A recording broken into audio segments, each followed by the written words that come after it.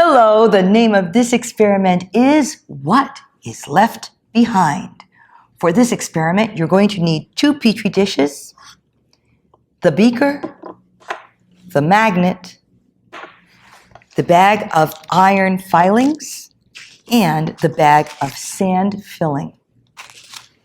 To start, pour half of the iron filings into one of the petri dishes.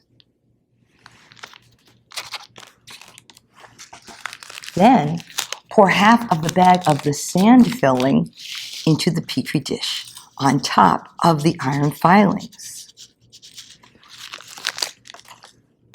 Place the magnet black side down into your beaker. Now, place the beaker over your petri dish and pick up only the black filings. Come over to the empty petri dish and just lift up your magnet, releasing the black filings into the petri dish.